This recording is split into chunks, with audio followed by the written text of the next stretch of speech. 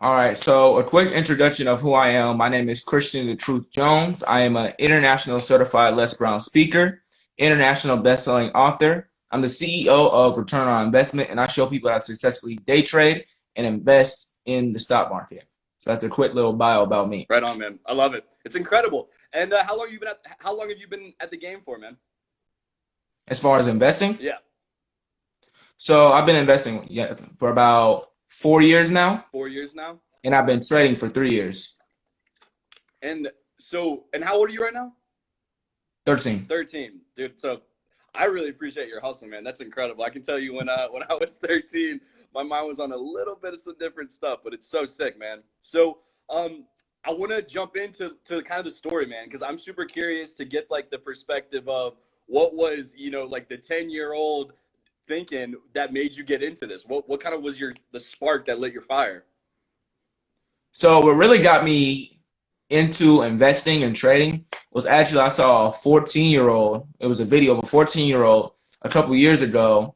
He had made about $50,000 Yeah. of buying Nike stock, and he made the news. So like anybody, I wanted to learn, well, of course, how he did it and how I can make $50,000 by doing the same thing he did. What that? So I began asking my mom if she could teach me Yeah. how to invest in the stock market. Yep. And at first, she initially brushed me off and basically said no Oh, man. because she thought I was just saying that and I Yeah. wasn't really going to take it seriously. Like the next day, I can come back and say I want to get into real estate. Next day, I want to come back and say something else. Yeah. So she thought I was on that, but I wasn't. So when she brushed me off, I decided to do my own research. Yeah.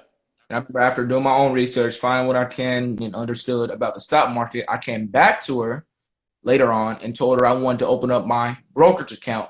Yeah. Your brokerage account is the account you use in order to trade and invest yourself. So when I came back to her and told her that, then she saw that I was actually interested in doing this and that I was actually going to put in the work in order to Yeah. learn this skill. I love that, man. I mean, and for like anyone young tuning in, like the proof is in the work for that, right? Like being able to convince someone that like that's what you want to get into, like being able to just put that hustle forward at such like Definitely. an early stage is really unique, man. So what was the first year like for you? Like were you getting into it and winning, or like how were you kind of going through this process of getting better over time?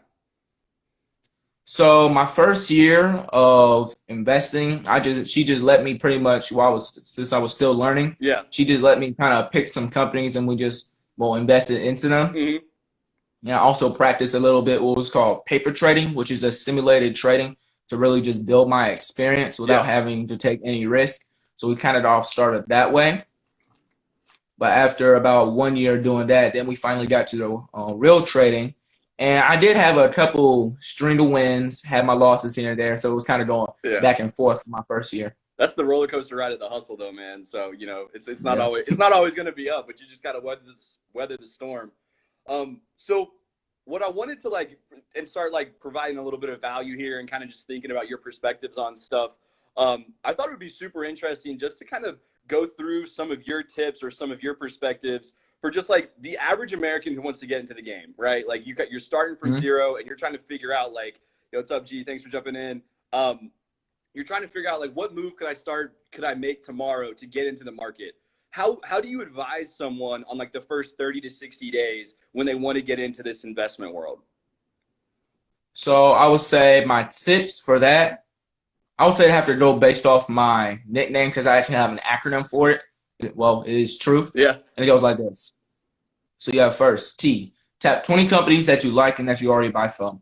So I call this your circle of 20. So those are your basically top 20 companies that you're going to be investing and trading. So you want to figure out what those companies are. Like, Yeah. of course, a lot of people say diversify your portfolio. Well, you can do that now in your circle of 20. Hmm. And I will say, for most people, as time goes on, that circle of 20 turns into like a circle of 10, a circle of 5, and then you just rinse and repeat. Yep. Then you have R, research those companies thoroughly. Of course, before you can even know what companies you're going to be trading and investing, you have to do your research on those companies. Hmm. And when to make sure you're doing your research, there is a process for that to see if they are solid companies and they've been consistent over time Yep. and if they have potential for growth. Then you have you understand the historical data behind those companies, because companies are ran by people. People have patterns. Yeah, I mean, So you you can't want get to find disconnected a, from the people, right? I mean, time and time again, it seems like they're at the end of the line. It's not just spreadsheets. There's actually individuals on this. yep. Yeah, you just want to find the patterns, and then I like to say reap from the repeat. Okay, Once you find those patterns, it does make it almost predictable of what the company's going to do. And of course, you can put yourself in the best position in order to make money off those patterns. So you understand the historical data. okay, And you have T, trade after closing. So this is more so after the market's closed. Again, for those of you that might not know, the stock market is not open all day. It's open from 9:30 a.m. Eastern Standard Time to 4 p.m. Eastern Standard Time. So it's not open all mm-hmm. day. But this is more so a general rule of thumb for me. Like maybe let's say I see a trade more so at the end of the day. So I don't like to trade on the end of the day. I really don't personally. Yeah, So let's say I'll see a setup more so at the end of the day, but I just let the market close, well, basically, and wait for the next day for to be sure. able to trade this, because if it's still, the opportunity is still there. And it really just gives me the time to reevaluate, make sure I'm putting myself in the best position, and really just do my research again, make sure I'm making this trade.